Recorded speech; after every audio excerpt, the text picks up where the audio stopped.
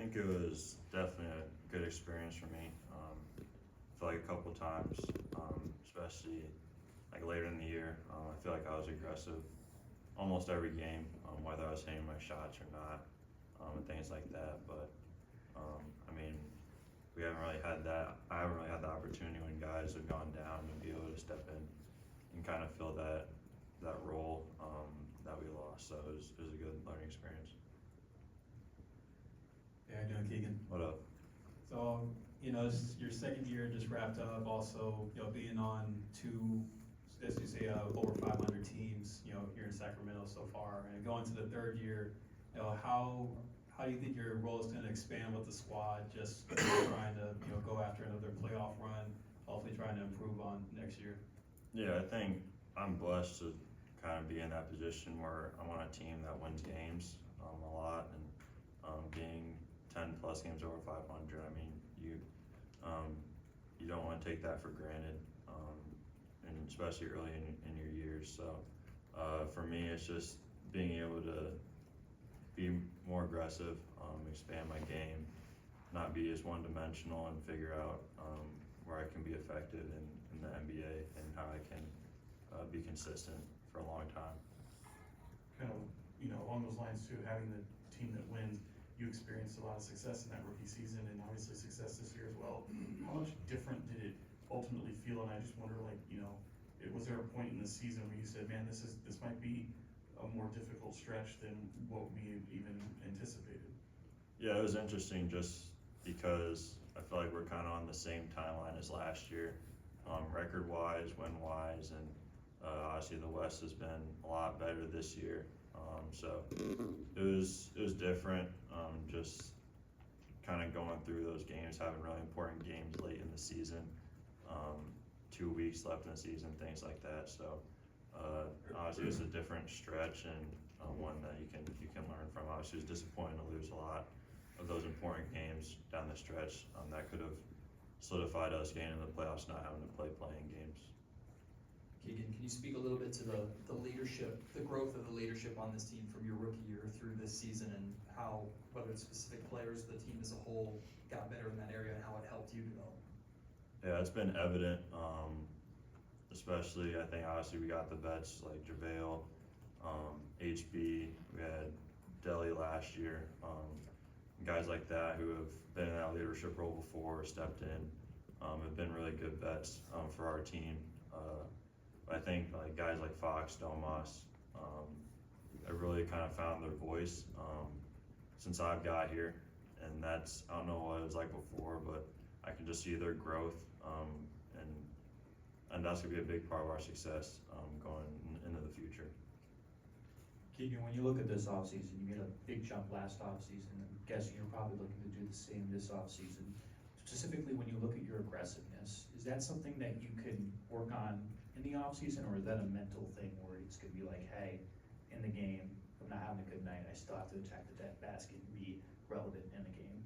Yeah, I mean, I think that's just a mindset thing. I mean, you come into the NBA and there's really good players around you. And in college, I mean, it was different because I was kind of the guy that was going to shoot a lot of shots. So I always had that mindset to be aggressive no matter what was going on in the game. And I think when I'm at my best, I have that aggression, and I've found success in that throughout this season when I've had that aggression. So it's just maintaining that throughout the whole season. And I know if I do that, I'll have success. Keegan, this seems to be an extraordinary coaching staff. I know Dutch been working with you, and Luke Klaus, with Fox, and Lindsey Harden has been there, and she's getting a lot of attention around the league. But Jordy Fernandez, what was it like working with him the past couple seasons? And if you could, speak on the coaching staff overall. Yeah, Jordy, I mean, he was my summer league coach my rookie season, so I've kind of had a good bond with him from basically the start when I got to Sacramento, and he's definitely a coach that I feel like has influenced me a lot, just from him talking to me and coaching me in summer league, and being able to be with him the last 2 years. He's been a really good coach, and I feel like he'll be a really good head coach. I feel like he's I've seen him take that role before, and he's been successful at it. And we've lost Mike a couple games and things like that. But I mean, our coaching staff, I feel like, is done really well.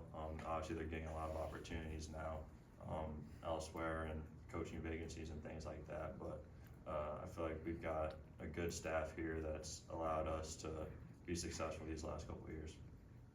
Keegan, what is it you think you need to do this summer to take that next step? And how much of this is you finding your voice to demand the ball sometimes to take that next step? So you're kind of replicating what happened here at the end of the season where they needed you more. Yeah, I think, honestly, at the end of the year, I feel like I had good moments. I've had moments that have been a little rough, but just being able to not be as one-dimensional, and by that I mean just not being always reliant on DHOs, guys passing me the ball, things like that.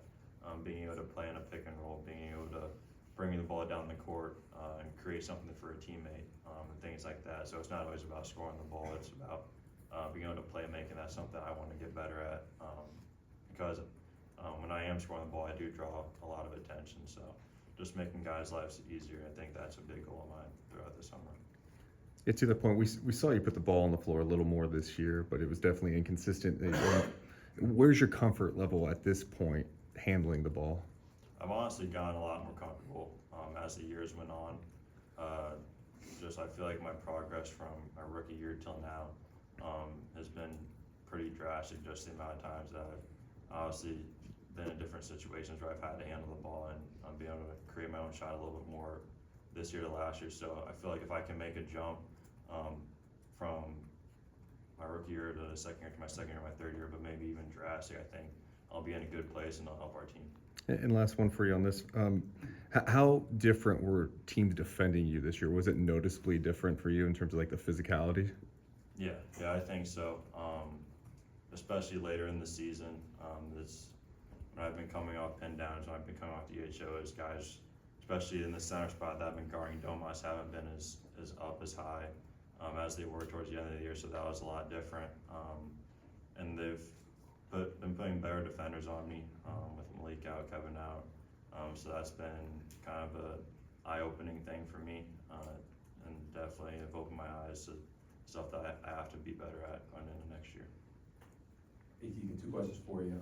First one, how would you just kind of assess Domas's growth from last year to this year, and how much it kind of complements your game and the entire team as a whole? Yeah, Domas, especially with my game, I feel like it's more of a comfort thing, a feel thing, and that comes with time. And honestly, the second year has been a lot better. Just getting on the same page and things like that. And he's obviously broke a lot of records this year individually, and I feel like the game's coming easy for him in a way where he's able to pick his spots and things like that. But I feel like he's still, the way he's playing, I feel like he's got a lot more to go, and his ceiling is higher than what I thought it was when I got here. Gotcha. The second one is a little off topic, but just, your fellow Hawkeye, Caleb Clark's headed to Indiana, obviously in the WNBA. What advice do you have for her going into her first year, and kind of just reflect on what kind of impact is having on the women's game overall? Yeah, it's been cool because we both came in as freshmen together, so I've kind of been able to see her grow as a player my 2 years there, and just the effect that it's had on the community. Because in Iowa we don't have a professional team. We have a couple minor league teams. So the University of Iowa and University of Iowa State are kind of the 2 main things in the state. So to see not only the state gravitate towards the state of Iowa, but also the world, the country gravitate has been really cool, and she's the center of it. So for her next year, it's really, actually in a couple weeks, it's gonna be highs and lows for her, but I feel like she'll easily be able to figure the game out quickly, like she did at Iowa, and become a generational player. Keegan, how difficult are the what-ifs going to be for you guys this summer? When you look at like some of the games that slipped away, some of the losses to, kind of bottom feeder type teams, and where maybe your win total could have been and where you could have finished instead in the West? Yeah, that was a big thing that I kind of reminisced on. I feel like a lot of games, I think we had a stretch where at the end, the last couple weeks, we had 20-point leads and couldn't maintain that lead. And obviously, the bigger things are the games in the middle of the year that we should have won, we lost, and things like that. And obviously, during the season, you're going to have close games. You're not going to win every single close game, but a lot of games I felt like were easily controllables. So that's obviously frustrating and disappointing, and it's just something that obviously as a team we have to get better at. It's not much individually, but as a team. Keegan, two quick for you. First, a day before the Pelicans game, you said you wanted to enter the offseason with no regrets. Do you feel like after all that you've accomplished this season that you're doing that? I mean, after that game, it's just disappointing. I wouldn't say individually disappointing, but just disappointing that our goal is to be in the playoffs. So it's tough watching the games now. But for me, I feel like I had a good year, and obviously it's a year that I wanted to be a little bit better. But I feel like in life, like the regrets and things like that, really gonna help you learn. And I feel like I'm at a good spot where I can take that last game and learn from it.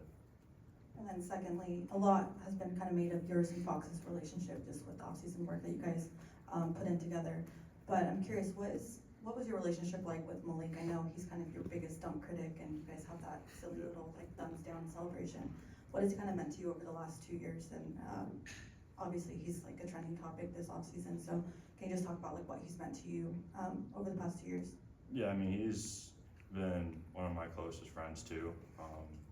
Just being able to joke around with him, because he always keeps it lighthearted and things like that. I mean, I go, especially last summer, I went golfing with him a lot, so we kind of built that bond on the course and things like that. And that's a good way for us to kind of gravitate toward each other. And then on the court, we can push each other's buttons a little bit, and then we always come back, and it's a good bond. So obviously he's got a decision to make this summer, and he knows what's right for him, and whatever he decides to choose, I mean, I'll have his back no matter what.